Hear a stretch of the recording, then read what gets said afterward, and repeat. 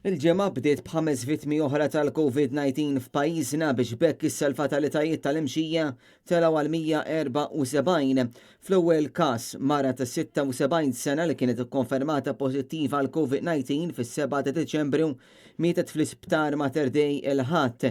Fit-tieni każ raġel ta' 66 sena li kien ikkonfermat pożittiva għal COVID fil-11 ta' Novembru miet ukoll il-Ħadd fl-isptar Mater Dei. L-istess ġiralu raġel ta' 79 sena li kien ikkonfermat pożittiv għal COVID-19 fil-15 ta' Novembru.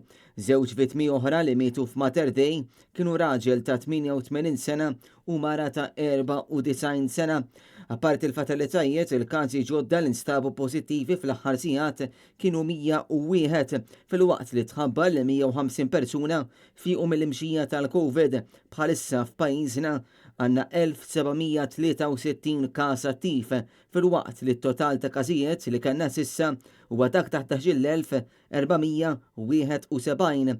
L-ammont ta' dawk li fiequ tela l-9,175. Intant, f'intervista li ġiet ippubblikata il-ħadd fil-Gazzetta Malta Today, il-Viċi President tal-Kamra tal-SMEs Filip Fenek appella għal kawtela f'dan iż-żmien tal-miliet biex ma nbatux il-konsekwenzi f'Jannar. Fenek ħeġġeġ lin-nies jisimgħu mill-pariri tal-esperti tas-saħħa u appella biex ma jsirx danni fil-konfront tal-isforz li jagħmlu ħafna Maltin u Għawċin tul din l-aħħar sena.